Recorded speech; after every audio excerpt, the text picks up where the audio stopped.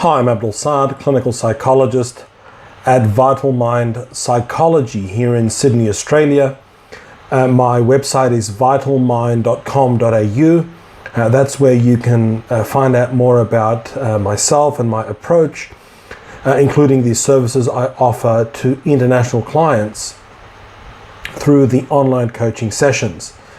You can also check me out at Facebook. Just search for Vital Mind Psychology. It's good to connect with you again through the YouTube platform. I can't believe it's March already. We're approaching the end of the first quarter of 2019. And my aim is to begin a new video series on narcissists in romantic relationships. Now, I know that this is a topic that has been spoken about and written about at length. I'm aiming to make a humble contribution from my perspective, and what I hope to add and achieve with this series of videos is to really shed light upon some of the internal dynamics that drive narcissists to behave the way in which they do in relationships. And through shedding light on these things, my hope is that we can enable individuals out there to develop key insights regarding not only the narcissist but themselves, and what may make them particularly vulnerable to becoming entrapped in romantic relationships with a narcissist. Now, this first video is entitled "Why Narcissists Love Bomb." Now, love bombing is the popular term used for describing the initial phase of a romantic relationship with a narcissist. And this is the phase where the narcissist lavishes an enormous and incessant amount of attention, affection, approval upon their intended love object or love target. Keep that distinction in mind. I'll come to it in a moment. And in this stage, the love object or love target is made to feel that they are the center of the narcissist's world, and that, in fact, the narcissist cannot live without them. Now, an important distinction here is between the love object or love target. They're not the same thing, because not all love bombing is necessarily manufactured or concocted. So what I'm saying here is that narcissists can have the capacity to be sincere in their infantile belief that they have found the all-perfect partner at the beginning of a relationship. And this is a reflection of their own pathological self-structure, where things are either all good or all bad, are all perfect or completely worthless and are beyond redemption.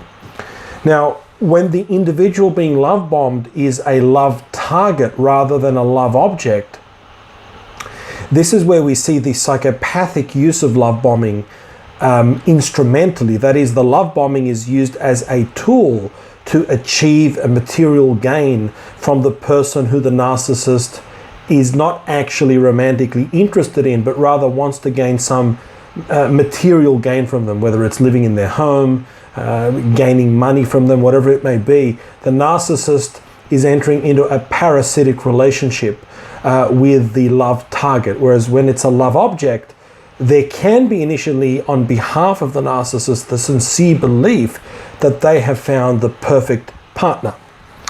And this is what I'm going to be focusing on, this form of love bombing, where the individual, the narcissist, is in relationship with, has become an object of their of their love and of their obsession.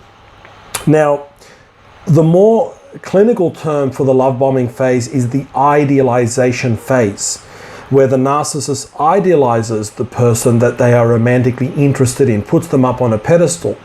And in psychology, idealization is a primitive, an early defense mechanism that children engage in.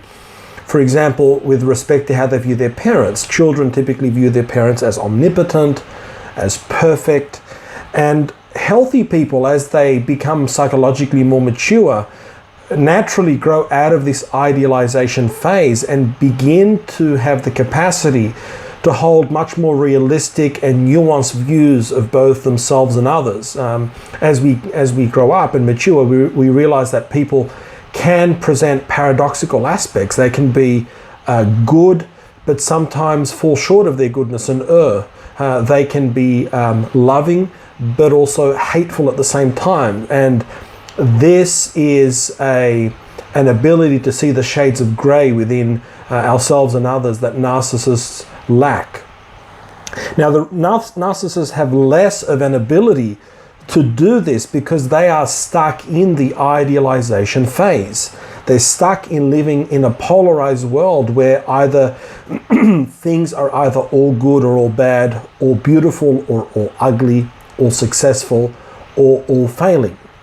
And it's this very dichotomized view of themselves and others which makes individuals with narcissistic personality disorder similar to individuals with borderline personality disorder. If we look at individuals with borderline personality disorder, they often engage in this idealization of others, in a primitive splitting of others as either all good or all bad. Seasoned therapists are aware that when a patient idealizes us and places us up on a pedestal, telling us things like their last therapist was horrible, we're so much better, this can often be a warning sign that we're being idealized and the inevitable devaluation and discard is coming. Now, for the narcissist, a romantic relationship serves as a self-enhancement strategy. It's there to bolster their grandiosity. And I'm speaking in this video more on the grandiose narcissist rather than the vulnerable or covert narcissist. So if a narcissist is love bombing you as a genuine love object or interest, that is, if they sincerely are crazy about you, in that short window at the beginning of the relationship and you're being love bombed, then the inevitable devaluation and discard is not too far away. And why is that? Because no human being can match this idealized and grandiose image the narcissist has of them, which is in fact a projection of the narcissist's own grandiosity and own sense of perfection onto the love object. So the love object is viewed as an extension of the narcissist. So in essence, narcissists idealize their love interests, but only for very short periods of time. And it's this inflated positive appraisal of the partner that very rapidly fades. As soon as the illusion of perfection of the other is shattered, the inevitable devaluation and ultimate discard begins. And I'm going to be dedicating a separate video to understanding in more detail the dynamics that underpin the devaluation and discard. In the next video in the series, I want to be discussing why empaths are especially vulnerable to love bombing by narcissists. But this video was a short video just as an introduction into the topic as we begin to look at narcissists and narcissists in romantic relationships. I hope to see you next week with the next installment of this new series. Thank you for your continued support of the channel, and I look forward to catching you next week, God willing. Take care. Bye-bye.